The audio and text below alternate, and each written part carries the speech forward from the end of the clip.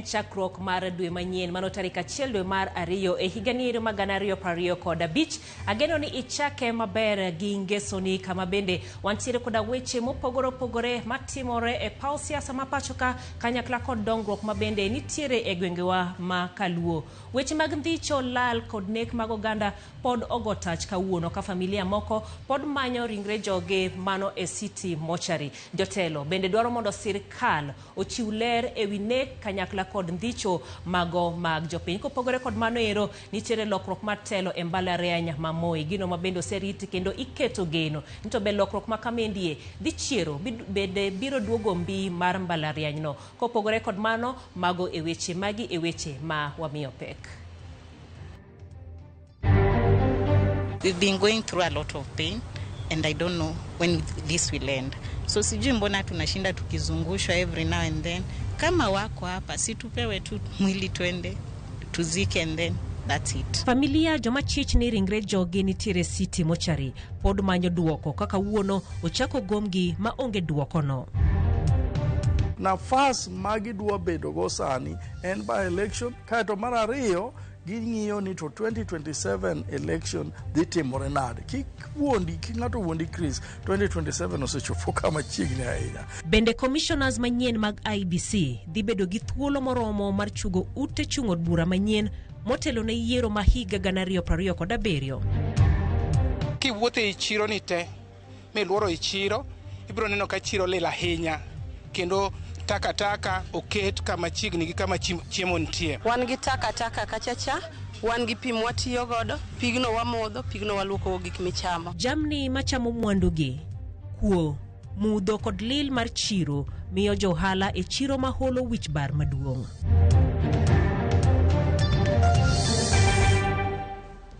Iluonga ni Jael, Lieta, jaloko marwa en Belinda Phillips. Par bende ni wechegi iluoko kalo e mbui magwa mago mag Facebook kanyakla kod YouTube Ramogi TV. Ote magi bende nyalo cholo na kokalo yor ote machok ma en 23600 machiegni. Ndalo 45 koro nyaka ne ringre moko ter e kar kano ringre ma City Mochari bore Nairobi. Ndalo ariyo mokalo ringre ariyo nofweny kaka mago mag Martin Mwau kod Justus Mutuma. Kaka jafwa marwa Efi Nyakidi lero, anyuola mag Steve Mbisi Kavingo kod Kaleni Mwema kata kamano pod manyo wedegi mane ondhi kendo lal godo e gwenge ma Mlolongo mondo ging'e chal margi. Bende ogo tach e City Mochari kendo entiere kod sigana ni matut. Odiochieng' machielo e kar kano ringre ma City Mochari. Gilit, kuyo kod pek e chunygi. Anyuola mar Steve Mbisi kod mano mar Kalani Mwema nochako chopo kapod gin gi geno ni ginyalo fwenyo rowerego. Kata kamano ne ok giyudo thuolo mar timo kamano. Tuliambiwa tukuje huku leo na kufikia sasa mkiangalia huku kote kumefungwa. Hakuna mtu anatushughulikia. Tumekaa hapa kutoka saa 1. Tukijaribu kuuliza tunaulizwa kwa nini tulikuja. It's been a long time. We've been going through a lot of pain and I don't know when this will end. So sijui mbona tunashinda tukizungushwa every now and then. Kama wako hapa si tupewe tu mwili twende tuzike and then that's it. Kwa machielo, jatenduond bura mar Wiper Kalonzo Musyoka kachiel kod Eugene Wamalwa ma DAP Kenya kod josiasa mamoko bende nochopo mar chung' kod anyuolago kendo medo sundo piny owacho mondo chiw ler e wi chal makama. Koloso, Kalonzo wacho ni en tij sirikal mar fwenyo ni en ng'a matimo timbe mag njore kama kendo mondo kaunegi okang' mager mar chik. Mauaji haya yamefanywa na watu ambao wana uhusiano ama wajulikana wao wenyewe, kikundi ambacho kimekuwa na hiyo tabia, na hata kama hakijulikani ni jukumu la serikali iliyoko mamlakani kulinda wananchi wasije wakawa abducted. Omedo siro paro mar jatend migao ma jotije sirikal Justin Muturi mar chuogo aput manyalo timo nonro kendo rango matut tim mandhiyo kendo lal gi oganda jo Kenya. I propose that the Law Society of Kenya takes the lead in the formation of this commission of inquiry, because we can't leave it to William Ruto because he's an interested party.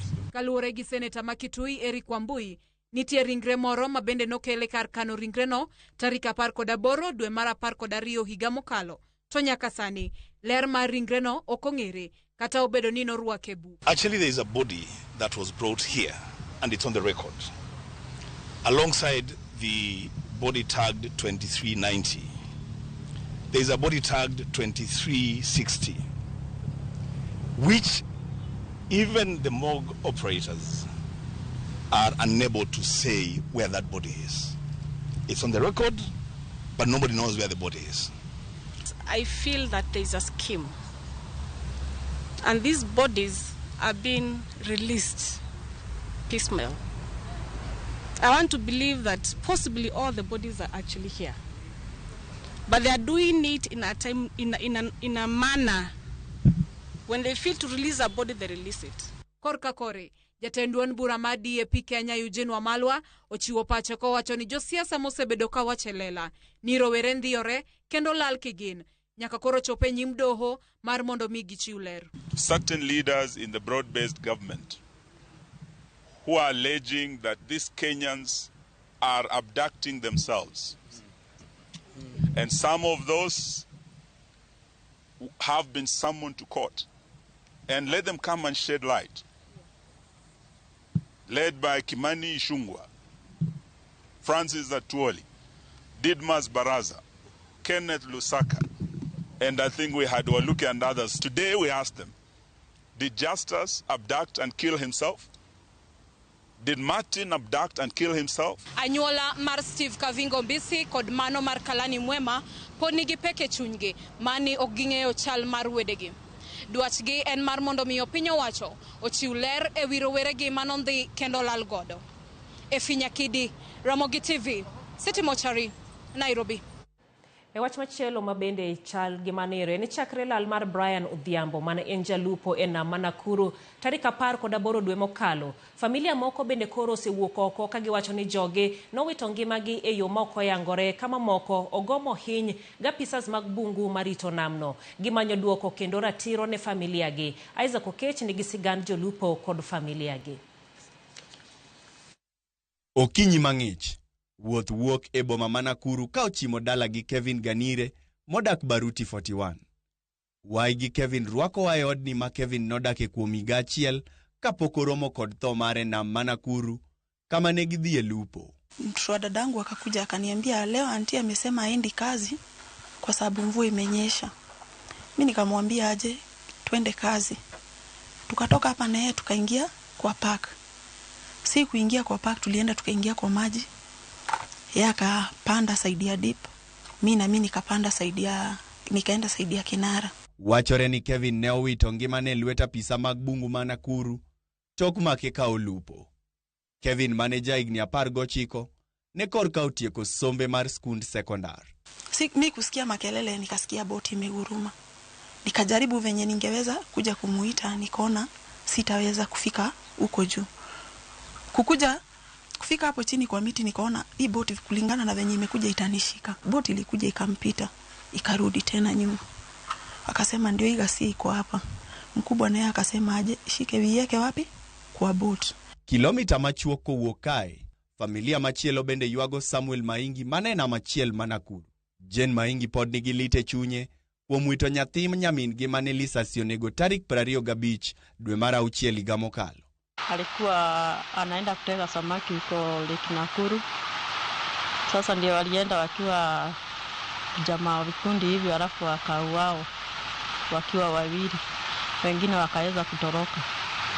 Sasa venye tulijua, sasa mimi nilimpigia simu, nikapata simu yake ni mteja, nikaenda kwenye anaishi, nikapata dirodi wake, akaniambia Maingi ameuliwa. Familia mar Samuel Maingi kaka familia mamoko kaka mar Brian Ochieng kwano lal gi lweta pisa marito le bungu e nam ma Nakuru. Nek ginomiyo jodak mabondeni, Manyani, Flamingo kod Kivumbini bago ng'anyo mar ndala boro ka gidwaro ng'eyo kama Brian Odhiambo nitiere. Alikuwa ameandikiwa walikuwa na pisto hao wawili, lakini sisi hatukuona yoyote. Hata ili wangemshika wampeleke kotini, ili tufuatiliage tukijuaga ako huko. Ndio sisi tu kulikuwa na uwezo wa kufuatilia hiyo maneno ya huyo mtoto, tukasema tu ikae tuzike tu mtoto, hiyo machozi yeli tuondoke. Moko kuom jolupo enamni bende nigi hinyruok maricho magiyudo e lwet apisago. Moses Olwenyi, wuon nyithindo 4, en achiel kuomgi ma owe gi rem e dende. Wakakuja na marungu na pipe. Sasa hiyo pipe nakuwa ndani, wire ndani. Wakanipiga, wakatoa nguo zote, wakapiga mpaka mguu, chini ya mguu yangu. Wakasema wacha ikuliwe na fisi. Ilikuwa saa 4 ya usiku naelekea saa 9. Wakaniacha hapo hivyo, wakasema waya hawezi fika kwa waya. Isaac Okech, Ramogi TV. Kaluwore kod weche gi jotend kanise kaunti ma Migori dwaro mondo piny owacho mamalo kod jotelo duto moyiere pacho kae ochop singo mane gichiwo ne jopiny e yore dongruok e kinde ma bende gikwedo ndhicho mag oganda. Wawinj matut kuom Jojuma. Jotend kanisni gimoriko ni wuoyi kinde ma sidho Bishop Boniface Abanga kaka jotend kanisano ma Pefa e gwego mag South Nyanza ne ok gimor kod yo ma indhiyo goji e pacho kae kaachiel kod yo mathoth jotelo manie yier koro timo tijgi e pacho kae. Wakwedo nikech onge tiende mak ng'ato lal kode, to moloyo ni jomolalgo moko kuomgi bende nego. Ok wayie ni ng'ato nyalo nego ng'ato nikech ngima marwa en gima Nyasaye okete nengo mamalo ahinya. Okinda ne wane kaka kanisa ok gibiling ka piny owacho ok tije yo makare, kabindo kwedo weche ma osebedo kaliekore ni piny owacho mamalo osesoyo kanisa ofuku. Wan wang'eyo ni kinde ka kinde ok wa campaign ne ng'ato.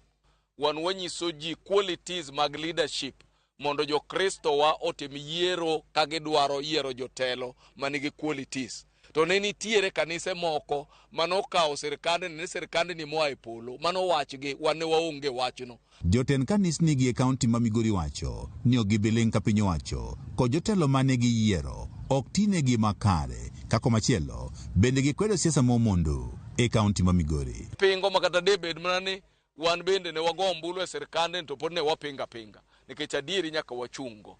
To kata ma bende ber nikech yiero machielo biro kikwatim kosano makanise uloko kuonde ma campaign kikuyie. County ma Migori political class ukuodo wiwa, gimomi ukuodo wiwa upogoru to jomoyieru tachiel. Jakom ruogo ma Bisobe e kaunti ma Migori e Sau Jobando ne wani ok gimor kod kaka thoth josiasa e kaunti ma Migori koro donjo e siasa momondo kar mondo koro giti ne jopiny manoyierogi.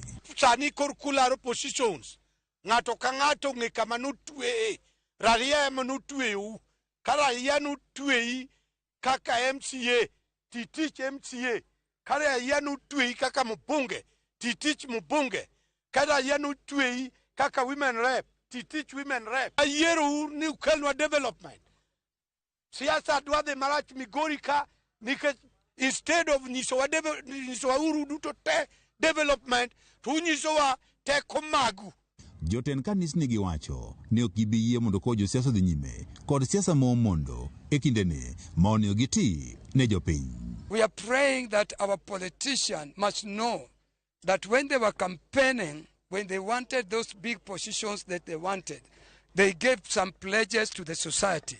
Some of them gathered up pastors together and bishops, and they gave some pledges. We are waiting to see whether those pledges is going to be done.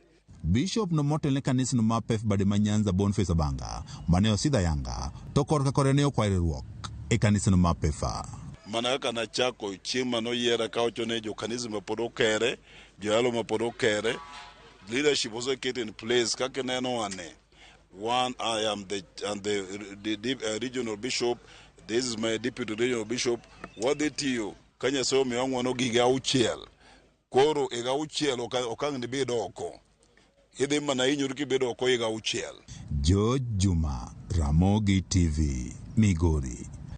Duol manyien matayo mbalariany ma Moi ochako chendo mar kelo lokruok e tend mbalariany no gi geno mar chiere e thuolo machuok mabiro. E lokruok ma kamano ngire Kiplagat Kotut e makoro en Vice Chancellor manyien e yor kojolo ka jalupne mochung' ne chendo mag somo en ngire Ongeti Haemba. Kiplagat okawo kar Vice Chancellor machon Isaac Oskey ma ore yweyo mochuno kuom thuolo madweche 8. To kaka Simfos Okinda lero, duol manyien motelne kod ngire Noah Midamba osingo mar biro timo duto manyalore mar chiro mbalarianyno.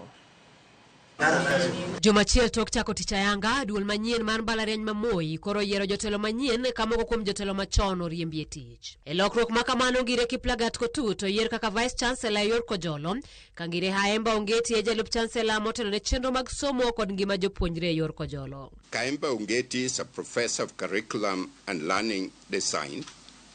He has taught at secondary schools, colleges, university since 1980.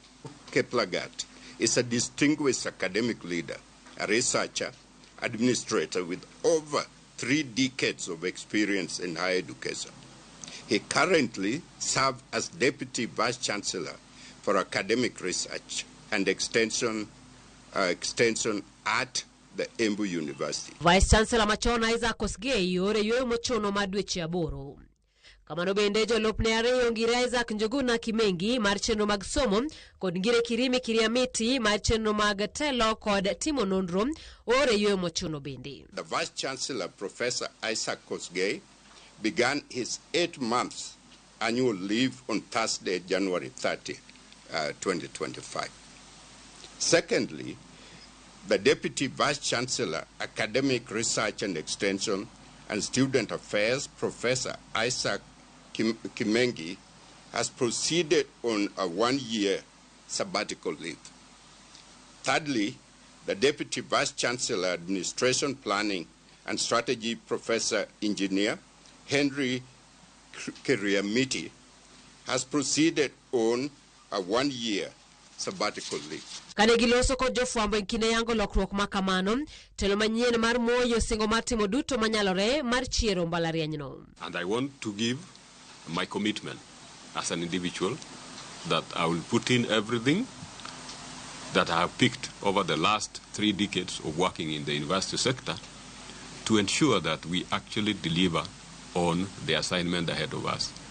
As an individual, I will stand on the shoulders of the founders of the university,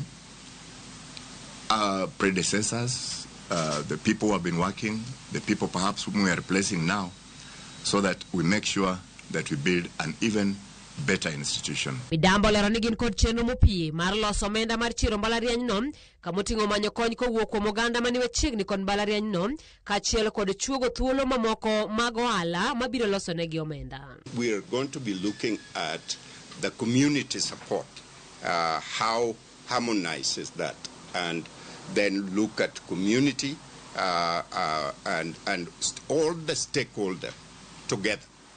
Now, when that is all in sync, and relationship with the government will become very effective. From this alumni network, we know that we shall raise resources to help us turn around Moi University.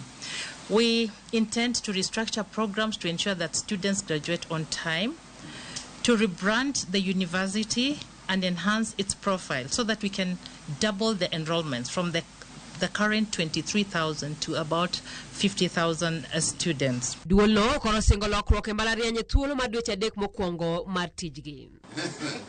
Simfruz Okinda, Ramogi TV.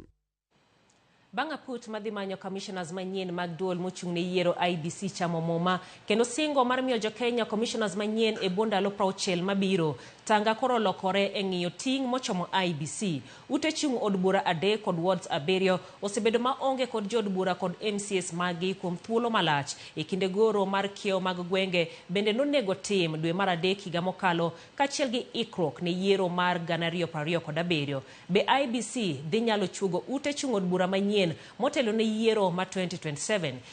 Jafwambo marwa mar siasa Chris Owino menyono wich bar mar commissioners manyien mag IBC. Gikone to oganda jo Kenya nyalo bedo gi geno mar yudo commissioners manyien mag IBC bang' rito kuom thuolo mohewo higa achiel. Mabiro bang' aput mar manyo commissioners manyien motelne kod Dr. Nelson Makanda chamo mumajumani kendo singo mar miyo oganda jo Kenya commissioners manyien e bondalo 60 mabiro. Poni aput mar Nelson Makanda ochopo singo makamano, janon weche mag siasa Michael Agwanda menyo ting' mapek mochomo IBC. Kidhi donjo kacha to the first mandate any by election itimo ginade. Nitie kuonde moko ma MPs nyocha otho, moko MCAs nyocha osetho, to pod gionge gi MP, gionge gi MCA. Mar ariyo en weche mag ng'ado piny, kata medo constituency kwadwa kele mayot, kata golo constituency moko kwadwa kelo mayot, kata medo ward. Kaluwore gi Michael Agwanda kod jonon siasa mamoko, wich bar maduong' mar Ramogi IBC en goro kiewo mag gwenge manyien motelo ne yiero maduong' mar 2027. Kaluwore gi chik, chenro mar chugo ute chung' od bura kod wards manyien nyaka tim higa achiel motelo ne yiero maduong' mabiro mano dwe mar 8 higa manyien. Bende thuolo ma kamano dhi romo chugo ute chung' od bura kod wards manyien kose. Nafas magidwa bedo go sani en by election, kaeto mar ariyo ging'iyo ni to 2027 election dhi timore nade. Kik ng'ato wuondi Chris, 2027 osechopo kama chiegni ahinya. Nyiso ni mpango teka gisedonjo ofis, gidwa ng'iyo ni to jogi gin joma nade, to be ginyalo hold election, ginyalo timo election kata yiero maber, ma transparent manyalo winjore. Mano e gima dhi thago wigi ahinya. Ballot papers dhi wuok kanye. Poni IBC orem goro kiewo mag gwenge motelo ne yiero maduong' mabiro, ong'weng'o pod oliero ewi ute chung' od bura 27 man kod kwan matin mag jopiny, ataro mar chik madwaro ni kar chung' od bura nyaka bed kod kwan mag jopiny ma ok tin ni ji 164. Okil Kamaloka Evans Ogada wacho ni ute chung' od bura go idhi ketho motelo ne yiero maduong' mabiro. Yiero mabiro ok gibi exist. Wan gi od bura machalo Kandara ma the only safeguarded temporarily for this election manokaloni, but we were to demarcate the whole country fresh kwatiogi census ma 2019. Moko kuom ute chung' od bura ma inyalo ketho gin Budalangi, Vihiga kod Mount Elgon mayudore e imbo mar Kenya, Mbere North, Ndaragwa, Kangema, Madhioya, Mkuruini kod Tetu mayudore e gwenge mag Masawa. Mamoko gin Marakwet East, Keiyo North, Mogotio, Samburu East, Turkana North, Eldas kod Tiati mayudore e gwenge mag Hoho mar Okak. Tie parameters ma watiyogo mondo walosgo od buche mantie piny ka, watiyo gi population, warango land size, nitie parameters mantie within the constitution and the law. Koro yudo ni a good number of these constituencies or od buche gi ne nigi ji manok. E gwenge makadho wadh nam chumbi, ute chung' od bura ma inyalo ketho gin Voi, Lamu East, Undanyi, Motate kod Bura. Ute chung' od bura mamoko ma bende inyalo ketho gin Isiolo North, North Hor, Laisamis kod Kuria East e kind mamoko. Michael Agwanda leronwa okang' mar chugo ute chung' od bura kod wards manyien, kaachiel gi gigo ma onego tim e konyo IBC goro kiewo mag gwenge e yo mayot. Delimitation ni kata weche mag kiewo mag ward, kata mane mawinjore mayot, kata constituency, nyaka IBC dhi e gweng' mabed piny gi ji. Ahinya kendo nyaka gidhi Kenya Bureau of Statistics, kumu kao data kata numbers mag ji, kata kweno mag ji mawacho ni jogi omedore maromo kama. Ahinya be nyaka ging'i ni to gimiluongo ni census janowacho ang'o, to bang' higa ne ji dhi medore maromo nade. Kaeto gibiro to gibedo gi jopiny gimiluongo ni county hall kata town hall meeting. Gibede hall to giwacho ni kade bed ni wadwa ng'ado piny ni nikech koro constituency nikech koro ji ng'eny, uparo ni ong'ade nade. Mano part of it miluongo ni public participation. Ma commissioners kabiro kendo winjo gik ma ji wacho te, kaeto gibiro Nairobi to ging'ado on the basis mana kake jopiny ne dwaro. Onono ni commissioners manyien mag IBC odolo bad sedegi ne tich kendo chuogo ute chung' od bura manyien ere ber ma medo ute chung' od bura dhi kelo ne jopiny. Mokwongo medo jotich mang'eny e iye. Kanyo to un gi MCRA achiel, koro imedo MCRA. Nyiso ni ka county government nyocha miyo mana pesa nikech ne un gi MCR achiel, koro gidhi double, giketo pesa cha obed diriyo. Nyiso ni koro dhi nwang'o pesa mang'eny e gweng' achiel, manyocha nwang'e pesa mana dichiel.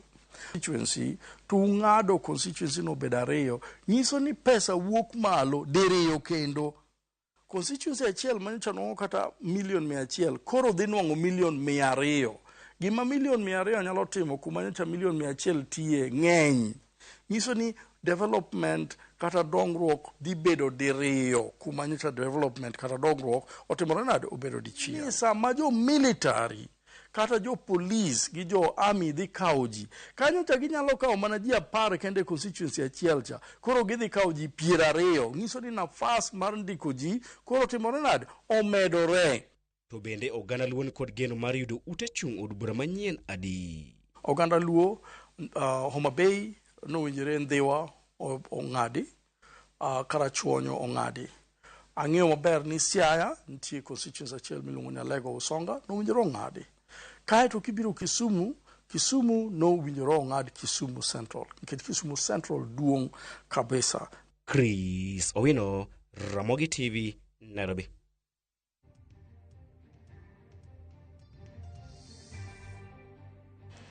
Mano ripod noero mar Chris Owino makoro tero akendie e yweyo wa mokwongo 24 dakika mosekalo tok sa achiel.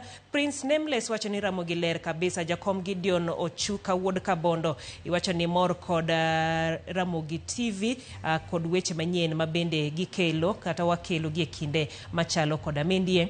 Ramogi iwacho ni kanisa onego chung' motegno kendo ng'i ratiro mar jopiny. Otieno maber ne engineer Oseso kwach ka intere Dandora phase 5 erokamano ahinya. Iwacho ni jatend piny pimo pach ji owe nego nyithindo kik opar ni en ongima nyaka chieng' nyako oluor ngima mar dhano. Erokamano ahinya. Ochola Agulu iwacho ni kintiere Mombasa. Erokamano ahinya kuom ote goeko. Wadhi mana e yweyo machoka waduogo to pod wadhi nyime gi weche mamoko kik idhi mabor.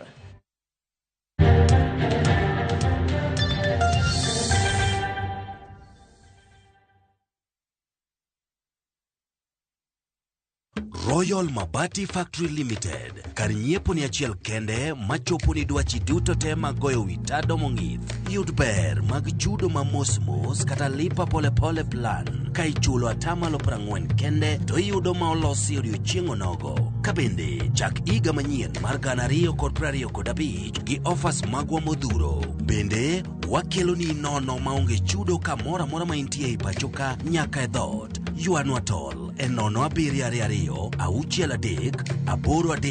638 kata inyalo timo oda mari kokalo mbui marwa ma en www.royalmabati.com. Chike kod weche mantie nyaka lu. Matama yweyo konya sebiro koso dibedie kwero emana ketho kona asebiro los kodawa baba neno matekui. Mondo mi yud wenda mar kaka sikiza tune mari idio *812 *784 hash. Parie ni Ramogi TV e od jothumbe duto.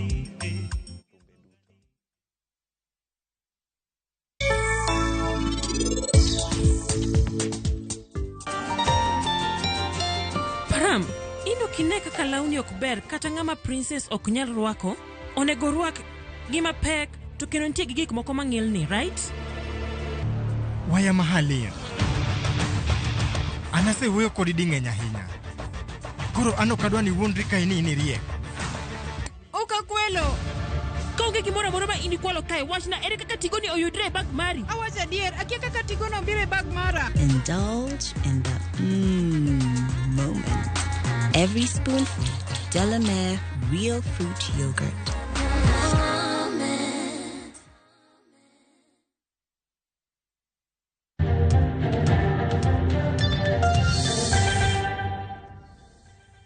Machiegni kendo anyuola wede kachiel kod osiepe kawuono chope nyasi mar kopo mogik mar Kanja Waruru ma en owadgi Washira Waruru ma jata tije maduong' mar Royal Media Services mendi notimore dala gi maidore Chaka e kaunti ma Nyeri. Mosendo Kanja Waruru omed ywa kaka jal mane jahera mane ohero kelo kanyakla anyuola kachiel kod osiepe. Jeso Duor gi ler mathoth.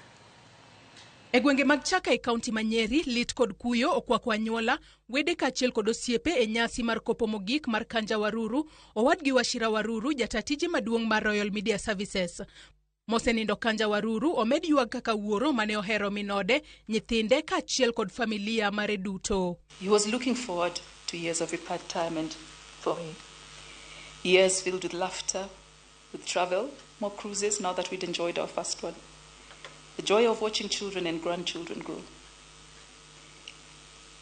It's hard to believe that those years have been stolen from us, that our time together has been cut so tragically short. Kanja lived a full life, defined not by the years he spent, but by the impact he made.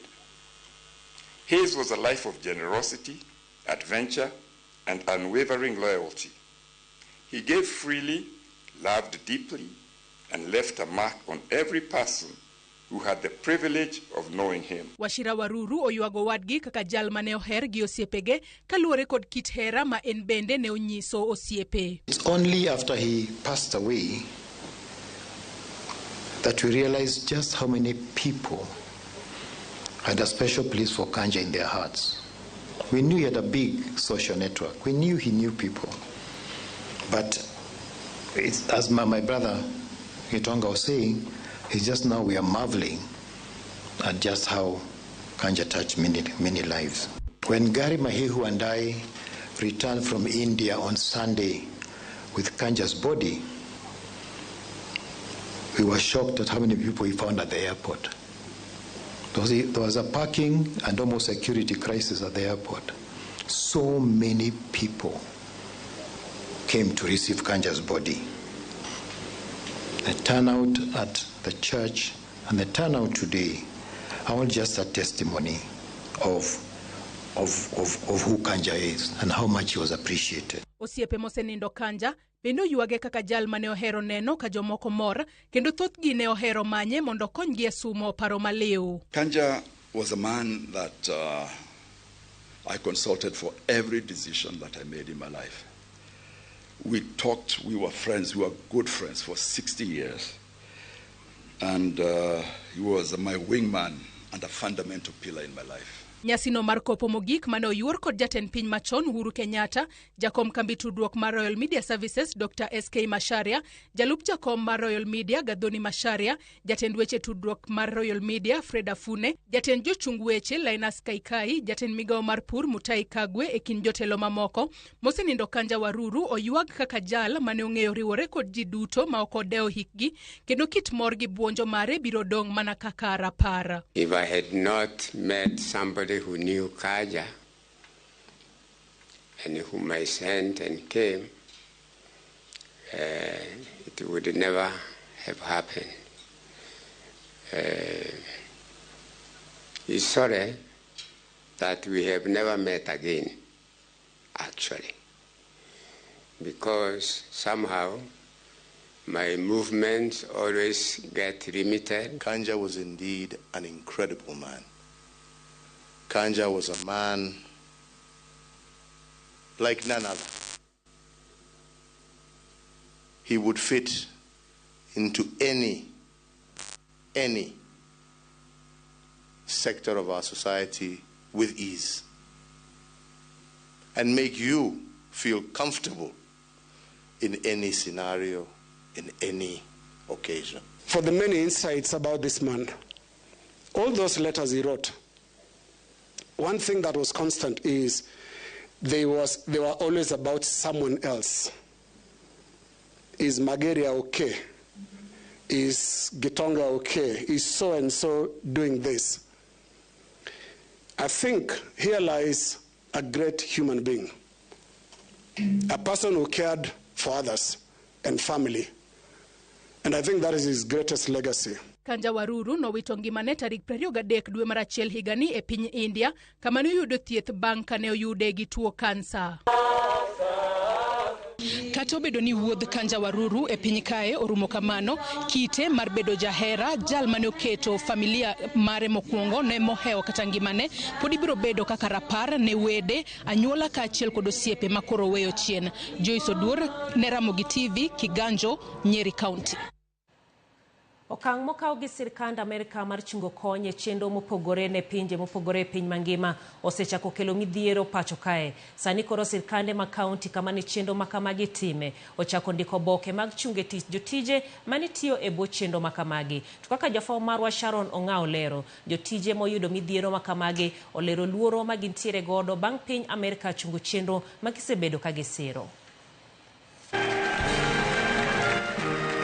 E kinde manochamo muma mar apis, jatend piny Amerika Donald Trump nochiwo chik mar ndalo 90 machungo kony ma piny Amerika osebedo ka cholo ne pinje mopogore opogore e piny ngima. Nyaka sani jotije mosebedo ka tiyo e kembe, riwruoge kaachiel gi chenro ma isiro gi piny Amerika osechak chiwnegi oboke machungo gi e tich. Kaluwore gi ote mochwal gi jatend migawo mar weche thieth e kaunti ma Homa Bay Laktar Kevin Usuri, giyudo ote kowuok kuom riwruoge ma gisebedo ka gitiyo godo machiegni moriwo LVCT Health, USAID kaachiel gi CDC mayango ni gichungo tijegi kaluwore gi chik mana tend Amerika uchiwo. E kinde ma gichungo chenro makamago, giyango ni pod ginono kaka chal mar wach makamano biro bedo. Ote machielo ochwal gi sirkand kaunti ma Kisii kotelnegi kod director mar thieth Laktar Richard Onkware malero ni jotije duto mosebedo ka tiyo e bwo chenro mosebedo kisiro gi piny Amerika tijegi ochungi. Kata kamano, oboke no yango ni jotijego ibiro chulo sachgi mar dwe mokwongo mar higani. Jotije okwa mondo duok masinde duto mana gitiyo godo e bwo chenro mopogore opogore. Sirikand kaunti ma Kisumo bende ochapo e oboke chenro machungo chenro mag siro thieth mag kute mag ayaki mong'ere kaka HIV Comprehensive Care Centers mosebed ka ichwalo e subtende mag level 2 kaachiel gi level 3 mantiere alwora ma Kisumo. Thieth ne oganda mantiere gi kute mag ayaki ibiro time clinics mag outpatients kendo ibiro bed ka ichiwo kod jochiw thieth. USAID bende olando ni jotije duto mosebedo ka tiyo bwo chenro mar Fahari ya Jamii bende otere yweyo mochuno mar dweche 3 maonge chudo chakre odiechieng' ma kawuono. Chik makamano koro thiro chenro mag tije mosebed ka ichwalo e mbalariany mopogore opogore kaka mbalariany ma Nairobi, bade ma Kajiado, Kiambu, Nairobi e kind mamoko. To ok en migawo mochung' ne thieth kende ema oyudo midhiero makamagi. Grub rawere mong'ere kaka Kisii County Youth Development Forum en achiel kuom grube ma ok bi yudo omenda kaluwore gi sir ma gisebedo ka giyudo kowuok kuom USAID. Jotije kae dhogegi omoko bang' yudo ripot mariembogi e tich. Nina mbari mingi ya watu sana imeadhirika, na kwa kijumla naweza sema ya kwamba kwa sababu ingesaidia watu wa Kisii, naweza sema ya kwamba imeadhiri jimbo lote la Kisii, na hasa si mtu mmoja tu but jimbo moja la Kisii liko katika mashaka sahihi. Kama mimi mwenyewe nilijua I'm not going to, maisha yangu itakuwa the same vile ilikuwa kikazi, kinyumbani, pia itakuwa imeadhirika. Si mimi peke yangu but pia wale watoto ambao walikuwa na benefit kutoka kwa hii program. Kata kamano, sirikand Amerika nolando ni ginyalo loko chik makama ahinya to ne kony mag jachiwo mar reso ngima oganda. Sharon Ong'ao, Ramogi TV.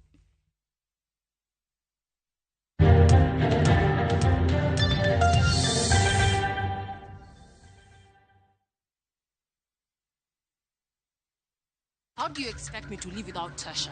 Look, sir, with all due... Viusasa brings you the most thrilling, emotional and inspiring dramas.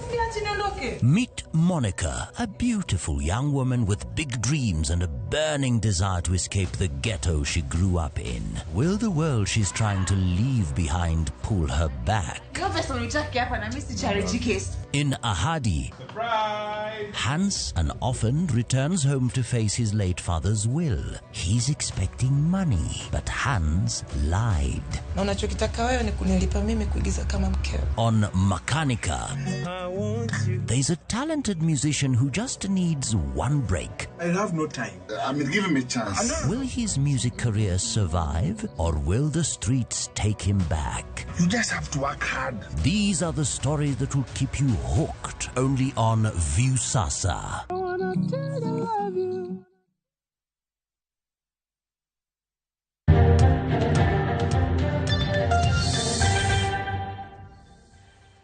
Johale chiro maholo maidore kaunti ma Kisumu yuago midhiero mopogore mogotache chirono koke chido mar alwora arita kwe mang'ao kod yore maricho.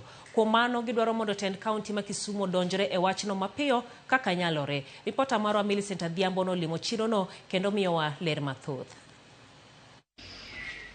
E chiro maholo mayudore tong' Kisumu West gi Seme Sub Counties, joala e chiro no koro yuago reyo e wi midhiero magikalo e piny maru, wach mamiyo giwito geno kod chia mar dhi nyime gi timo ohala e chiro no. Giwacho ni gedo mar chiro no rach mokalo ka jamni bende kaka diek gi rombe laro kodgi kendo ketho negi mwandu. Bende ler mar chiro no en gima sani kelo luoro kendo keto ngimagi kuma ng'aw mar gamo tuoche. Yore ok beyo, omiyo kata seche ma giringo ma gilawo kata jokuoge to samoro movement ok dhi maber. Ot dwa nego wa, ot obam kos goyo wa kuma wabuoge onge. Mondo iyud nafas kamoro minyalo gere udi, minyalo tiye, minyalo loke onge. Wan gi ot kanu mukore. Ok wang'e ni orito campaign ma joma chielo mabiro timore nade, mabiro gere. Sani en gigni 3 nyaka numukre. Wanyalo weyo stall kwa umo, wayudo kalot, rombe ochamo, nyanya rombe ochamo, gigoyo stall piny opukore, mana sara mwayudo kaka joala. Kiwuotho e chiro ni te, miluoro e chiro, ibiro neno ka chiro lila ahinya, kendo takataka oket kama chiegni gi kama chiemo nitie. Mano osemiyowa problem kinde duto. Taka dhi miyo wanwang'o kipindupindu. Ging'en maler mar chiro lila ahinya. E wi mano wacharita kwe, en gima goyo limtidi e alwora no. Kata obedo ni obila timo kachero kinde ka kinde, to timbe mag kuo pod onya e chiro no, gino magitudo kod mudho mandiwa mokwako chiro maholo. Chiro ni oduong', o compete ga ero. Tuwaonge kata security nikech poor management. Poko gere mondo ket gate nitiere kacha, gin gate momukore, onge gima konyo wa gode e chiro ka. Bing ni poko gere paro ni momiyo security no onge. Floodlights wan gi achiel mantie chuny chiro ni eni. So sasa ma stimo lal to en bedo onge. Koro wana gi total darkness. Koro wanyalo mana kwayo ni kwa wanyalo yudo additional mag solar system to nyalo konyowa. Lweny makinde ka kinde bende muochga e chiro maolo ka joala laro kuonde uso manok, gino magilieko ni biro kaluore gi telo maweth mar chiro no. Jakom chiro waonge godo, koro mono siko dondore koni gi koni, sama tungni ni e chiro ohala no be ochung'. Ohala ochung', gik madonjo be koro onge, nekech mon yanyore ayenje moko winjore yanyre. To wadwa ni mondo los wechego to kwane kiloso gi maber. Chiro en disorganized. Waonge gi jatelo nitie noyier, kata ka yiero nobedo gi chachni, waonge jatelo marieyo chiro bam. Omiyo waonge gi dongruok e chiro kaka johala. En koko kon gi koni, johala onge gi kwe. Nyocha wayiero, kendo yiero marwa kanotim, noyier jakom no poko mi thuolo mondo mi ochak tich. Kata ka weche tek kaka piny tekno, to nitie jalupne. Onego bed ni county government keto jalupne mondo endelea, mondo ng'ini to chiro dhi nang'o. Kwayo wa maduong' ne Tent County ma Kisumu, wagombo ni taka manie chiro kar rech mondo gole, okel container minyalo kopong' tigole kanyo titere kama chielo, mok en within the market. Kata obedo ni joala e chiro maholo kalo e midhiero mathoth mopogore kamano, geno to pod gin go ni Tent County ma Kisumu biro winjo ywakgi kendo bero chal mar chiro no mapiyo kaka nyalore. Millicent Adhiambo, Ramogi TV, Holo, Kisumu County. Ripod no ero mar Millicent Adhiambo bende makoro loronwa chendo ni mano mar ang'ich wel wachako romo kochopo sa 3 otieno wadhi bedo kodgi oimore kod chendo marwa mapile ka pile mano mar mine wacho kuma mine wacho kawuono wawuoyo gi miyo ma jahigni 92 iluongo ni Jael Mbogo osekale sirkande maromo 5 duto te. Waloso e wach mar ndhicho kanyakla kod lal gi nek mag Jo-Kenya. Pache en mane? Mago duto e chendo mar mine wacho sa 3 otieno warad kinde go nyenga Jael Lieta, jaloko marwa en Belinda Phillips.